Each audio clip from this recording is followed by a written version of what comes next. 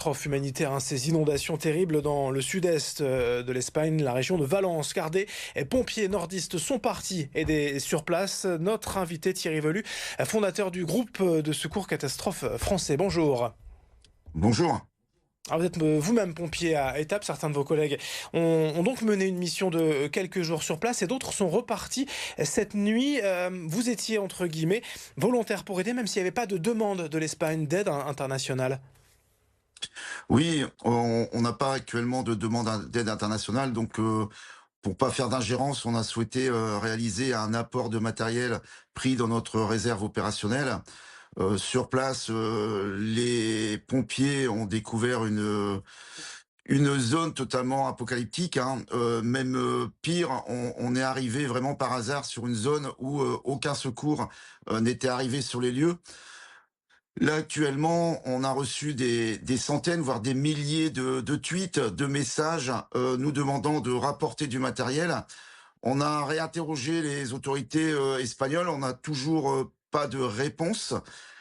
Donc on a décidé de faire notre rôle d'ONG, de renvoyer une équipe avec du matériel.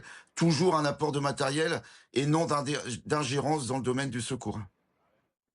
Et c'est quoi ce matériel exactement que vous amenez là-bas? C'est à peu près le même que celui que vous avez utilisé pour les inondations du Pas-de-Calais ou la situation est quand même différente? Alors c'est à peu près le même, hein. On est sur des nettoyeurs haute pression, on est sur des balais, des bottes, on est sur des pompes d'aspiration, des groupes électrogènes, du matériel qui peut servir dans de l'éclairage, des pompes pour vider les caves, mais aussi des équipements de protection individuelle qui vont de bottes, masques, gants, qui vont permettre d'aider la population à enlever les stigmates de la catastrophe.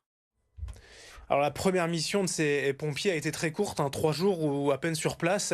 La prochaine aussi sera du même tenant, c'est des missions assez raccourcies? Alors c'est des missions assez raccourcies étant donné que c'est uniquement un apport de matériel, hein. Nous, on a proposé d'amener une pompe de 360 mètres cubes pour permettre d'aspirer certains parkings, de soutenir les pompiers espagnols. Pour l'instant, on a aucune demande. Donc suivant ce que on va nous demander, si on a des réponses ou pas de réponses, suivant l'évolution, je pense qu'on repartira sur les lieux. Actuellement, on fait des norias justement pour faire un apport de matériel et soutenir au mieux la population et les secours. Ces pompiers sont volontaires, ce sont pompiers professionnels aussi, mais ils y vont sur leur temps, en dehors de la caserne?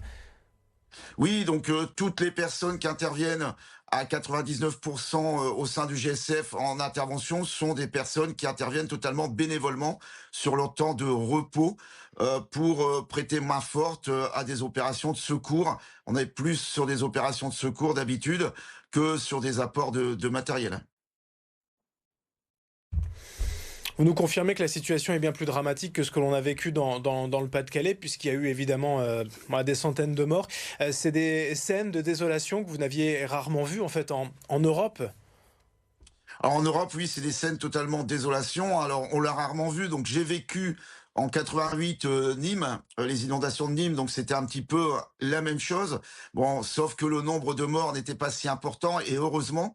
Là, malheureusement, je pense que le nombre de morts dépassera les 1000. Ouais, le bilan est encore évidemment provisoire de ces inondations. Il y a une expérience aujourd'hui du GSCF. Les inondations du Pas-de-Calais ont peut-être malheureusement servi aussi à parfaire ce travail lors de catastrophes telles que celle de l'Espagne.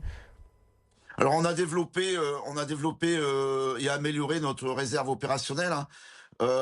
Qui permet de mettre à disposition des collectivités locales du matériel gracieusement. Malheureusement, actuellement, les fonds manquent, hein. Il faut savoir que pour mettre en place notre réserve, c'est des fonds qui sont très importants, hein. On va dire que notre réserve actuellement représente entre 400 et 500 000 euros de matériel. Et sur des opérations comme celle-ci, on peut vite la vider. Je pense qu'on a vidé à peu près 25% de notre matériel au niveau équipement de protection individuelle. Aspirateurs à eau, on les a totalement vidés. Nettoyeurs haute pression aussi. Donc il nous faut des moyens quand même colossaux et importants. Et c'est pour ça que dans les prochains mois, on devrait avoir un autre bâtiment supplémentaire de 1000 mètres carrés. Mais ça a un coût. Ça s'appelle de la prévention, de la prévision pour permettre d'être prêt et apprendre la culture du risque, notamment en étant prêt, en soutenant les collectivités locales. Mais on a besoin de coups de pouce et là, actuellement, c'est très dur. Ouais, vous appelez au don, hein, notamment sur votre site internet, don au pluriel-gscf.fr. Notamment, vous le disiez, pour être prêt au cas où il y a de nouvelles inondations. Alors, on ne le souhaite pas, mais cet hiver, dans le Pas-de-Calais, vous seriez prêt à intervenir de nouveau? Alors, on serait prêt dans le Pas-de-Calais comme en France, hein. Donc, on a mis notamment des conventions en place avec des collectivités locales. Et on demande aussi aux collectivités locales de nous soutenir, hein, par des subventions annuelles, hein, chose que parfois ils s'aperçoivent qu'on existe quand une catastrophe se produit.